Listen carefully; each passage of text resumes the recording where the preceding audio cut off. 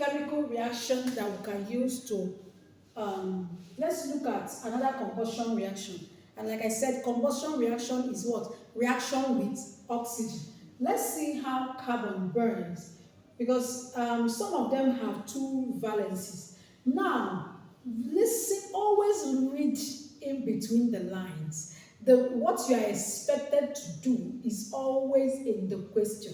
For instance, if you are asked to, maybe you're not asked directly to write an equation for the complete or incomplete combustion of carbon, but the question you were asked requires that you will first have to write the equation before you can be able to solve whatever you're solving. So let's assume that in whatever question that is, you were asked to, you are told that carbon burns in air.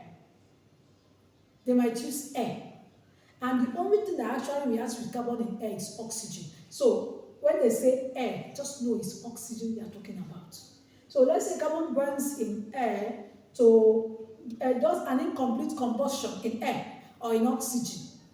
Once you hear incomplete, carbon has two valencies. It has a valency of 2 and a valency of 4. An incomplete combustion forms an element with a valency of 2. Sorry, a compound in which carbon has a valency of 2. While a complete combustion, carbon forms a compound in which carbon has a valency of 4. So let's look at it. Remember, the first thing first, what are your reactants? We are reacting with carbon. So the first thing is write capital C plus, what is your other reactant? Oxygen. Remember, we don't write oxygen atom, we write oxygen molecule because it exists as a diatomic molecule. So we write O2. Everything in capital letters. We write our arrow to show that the reaction is proceeding in the right. Now, we already know the product is CO.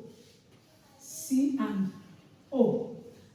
Okay. So remember we said that there is always an exchange of valency. And like I said earlier, in the incomplete combustion of carbon, the product form uses a valency of 2. So this is an incomplete combustion. So the valency of carbon here is 2. And the valency of oxygen is 2. So even if we exchange the valency and write CO2, O2, we don't, even in mathematics, you will never see something like this. 2 will always cancel 2. So when 2 cancels 2, we have 1, 1. Of course, we don't write 1. We don't write 1. So the correct product is still what? CO. That's carbon 2 oxide. From the name, you know the valence, carbon 2 oxide, and it is a gas. Oh, sorry, we didn't write this. So carbon is solid, of course. Oxygen is a gas, and the carbon 2 oxide is also a gas. All right. So is the equation balanced? We have one carbon here, one carbon here. We have 2 atoms of oxygen here, but 1 atom of oxygen here. So what do? We add 2 to this. And remember I said the 2 in front governs both the carbon and the oxygen. That means here we now have 2 carbons and 2 oxygen, but we have only 1 carbon here. So what do? We put 2 in front of carbon. So carbon has 2 elements, 2 moles of carbon, 2 moles of carbon, 2 atoms of oxygen, and 2 moles of 2 atoms of oxygen. So it is balanced. That's for the incomplete combustion of carbon. Now, for the complete combustion of carbon, we have carbon, remember capital letter, state is solid state, plus oxygen molecule. Don't forget that O2, it is what? A gas.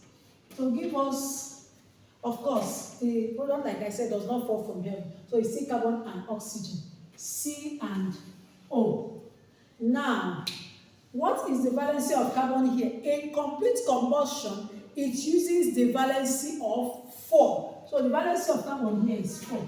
While the valency of oxygen, as usual, is always 2. Now, let us exchange the valency. So we have this gives it 2, and this is 4. And you always reduce to lowest term. 2 divide here, 1, 2 divide here, 2. So we have it as CO2. That is why when you see CO2, they say it's carbon dioxide, and you're like wondering, where is the 4 here? That is actually how the name came about. Is that clear? So we have our formula as CO2, and it's also a gas. Now let's see if the equation is balanced. An atom of carbon, 2 atoms of oxygen, 2 atoms of oxygen. So it is very balanced. All right. So let's look at another equation. Let's look at, we have been looking at one element combining with one element. So let's look at a compound combining with another compound, as for example in reactions like double decomposition. So let's assume we have a sodium tetraoxosulfate 6 plus let's say potassium chloride. Okay, now let me start with how I wrote this reactant. Assuming you were told, like sodium tetraoxosulfate 6 reacts with potassium chloride to give, or they will not tell you the product, they expect that you know it.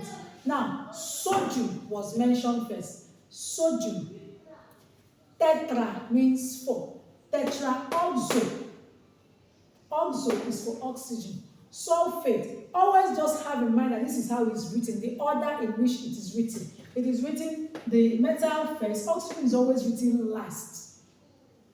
Always it's written last when it comes to, I'm not talking of organic compounds, but inorganic compounds, oxygen is always written last. Now, then whatever non-metal that is involved in that compound is in the middle. So we have sodium, let me just do this. Sodium tetraoxo, oxo for sulfate 6. Now, this is a radical. This is a radical. What do I mean by a radical? They exist as a unit. So, assuming you want to dash them valency, you have to give them valency in bracket as a unit. So, in this case, the valency of tetraoxosulfate 6 ion is 2, while the valency of sodium is 1.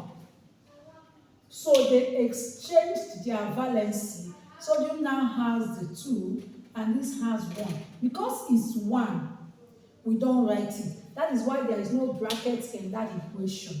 That is why we have,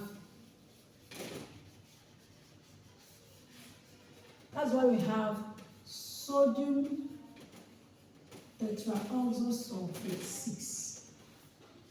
Now coming to potassium chloride.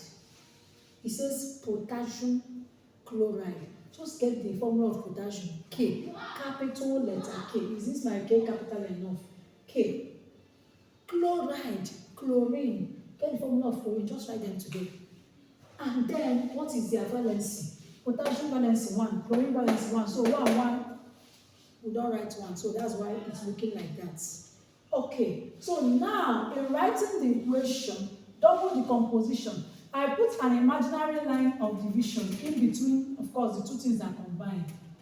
Because in this double decomposition, the two salts decompose. And of course, this usually happens when the salts are in aqueous solution. So the state will be aqueous.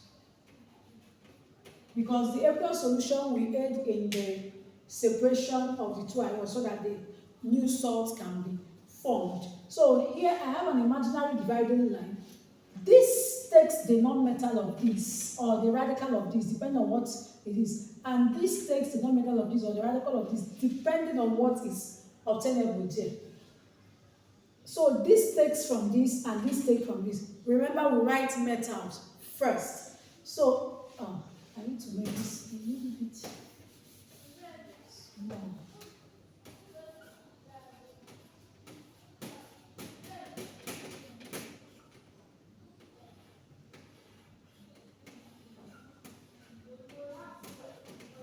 Okay, so remember my imaginary line. This takes this, and this takes this. Please, while they are taking, please don't carry the valency that was exchanged. Take note of that. People write the question and fail it at that point. Don't carry, for instance, I'm not talking about SO4 exists as a unit. So both the S and the O and the 4 come together wherever they are going. But you see these two, this was exchanged as a valency. For this particular compound, it is not for the one that it is being formed. Are you getting me? When it combines with the other one, they too will bring their own valency and exchange independently. Don't carry this thing along with you. Am I making sense? Carry this, just the sodium alone, and then combine it with this, and then check their valency and exchange. Don't carry the two along with you. So here, this sodium takes this chlorine to have sodium chloride. Now this potassium takes this tetraoxide 6 ion.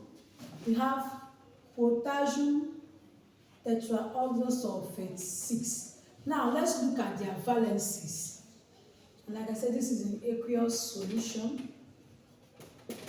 All of them are still in aqueous solution. Let's exchange their valencies. Valency of sodium is what? Where is sodium? Where is it? Is 1. The valency of chlorine is 1. So 1, 1. We don't write it. We are good.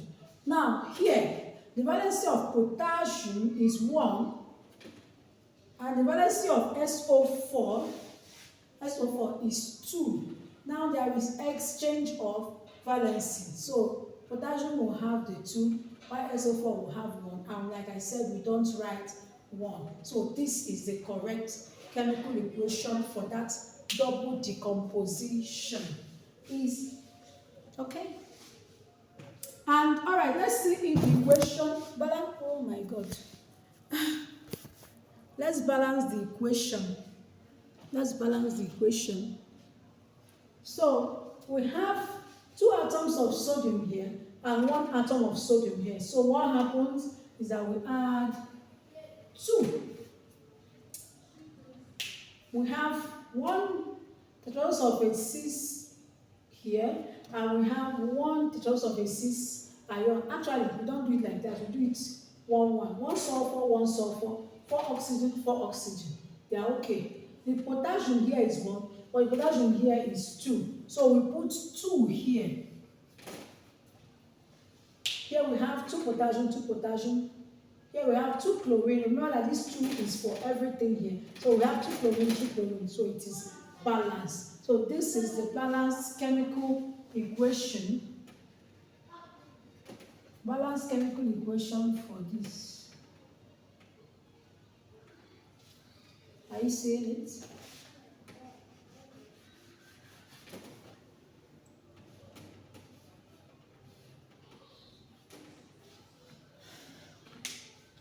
So that's the balanced chemical equation for the double decomposition of sodium tetraoxosulfate 6 salt and potassium chloride salt. So from sodium chloride and potassium tetraoxosulfate 6.